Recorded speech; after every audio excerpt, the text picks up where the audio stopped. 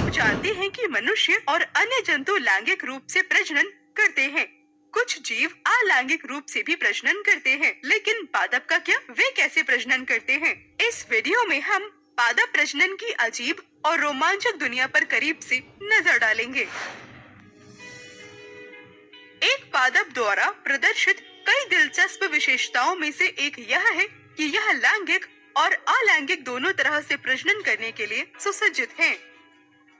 पादपों में अलैंगिक प्रजनन एक ऐसी प्रक्रिया है जिसमें बिना बीज के संतति उत्पन्न होती है।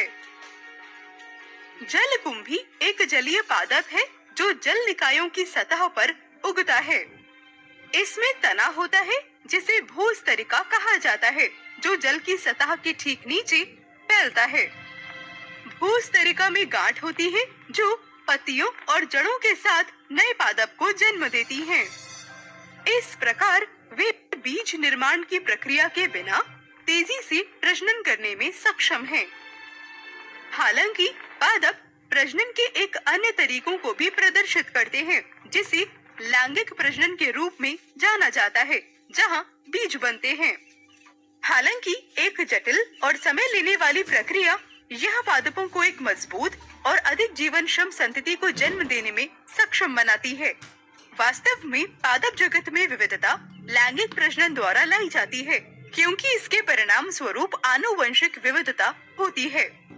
जब एक पादप परिपक्व हो जाता है तो यह लैंगिक प्रजनन के लिए तैयार होता है और यह प्रक्रिया विशेष रूप से पुष्पों के आसपास केंद्रित होती है। पुष्पों के भीतर नर प्रजनन अंगों को पुंकेसर कहा जाता है। पुंकेसर अपने सिरों पर परागकोश धारण करते हैं जो परागकण उत्पन्न करते हैं। पुंकेसर के पतले डंठल को तंतु कहते हैं। पुष्पों में मादा प्रजनन अंग भी होता है जिसे अंडप कहा जाता है। अंडप का शीर्ष वर्तिकाग्र है, जिसके बाद एक लंबी वर्तिका और एक फूला हुआ आधार होता है जिसे अंडाशय कहा जाता है। अंडाशय बीजांड उत्पन्न करता है। परागकोश परिपक्व होने के बाद परागकण छोड़ते हैं जो वर्तिकाग्र पर जाते हैं। इस प्रक्रिया को परागण के रूप में जाना जाता है। वर्तिकाग्र पर जमा परागकण अंकुरित होने लगते हैं। वे पराग नलिकाएं बनाते हैं जो दो नर युग्मकों को अंडाशय में ले जाने में मदद करती हैं। धीरे धीरे पराग नलिकाएं लंबी हो जाती हैं और वर्तिका के माध्यम से नीचे की ओर वृद्धि करती हैं। कई पराग नलिकाएं हो सकती हैं जो अंडाशय में बीजांड की ओर बढ़ती हैं।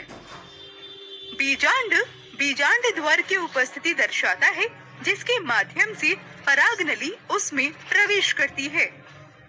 एक समय में केवल एक पराग नली एक बीजांड में प्रवेश कर सकती है। बीजांड द्वार के माध्यम से पराग नली का प्रवेश दो नर युग्मकों को बीजांड में छोड़ने का मार्ग प्रशस्त करता है। इनमें से एक नर युग्मक अंडाणु से जुड़ता है और दूसरा द्वितीय केंद्रक से संलयित होता है। निषेचन के बाद बीज बनता है। सभी बीजांड अंततः बीज में विकसित होते हैं। ये बीज परिपक्व अंडाशय के अंदर होते हैं जो फल बनने के लिए बढ़ते हैं और रूपांतरित होते हैं। फल में बीज होते हैं जो एक नए पादप को जन्म देने की क्षमता रखते हैं। इस प्रकार प्रजनन प्रजातियों के प्रसार और अस्तित्व में मदद करता है। अब सारांश देखें। टॉपिक को सारांश में प्रस्तुत करने के लिए पादप लैंगिक और अलैंगिक दोनों तरह से प्रजनन करते हैं। जलकुंभी में पादप बहुत तेजी से वृद्धि करते हैं क्योंकि भूस्तरिका फैलती है और नए पादप उत्पन्न होते हैं। लैंगिक प्रजनन में पुष्पों की सक्रिय भागीदारी शामिल होती है, जिनमें अलग अलग पुंकेसर और अंडप होते हैं। पुंकेसर से परागकण के माध्यम से वर्तिकाग्र तक पहुंचता है और पराग नली का निर्माण करता है, जो बीजांड तक पहुंचने के लिए वर्तिका के माध्यम से बढ़ता है। इनमें से एक नर युग्मक अंडाणु से जुड़ता है और दूसरा द्वितीय केंद्रक से संलयित होता है।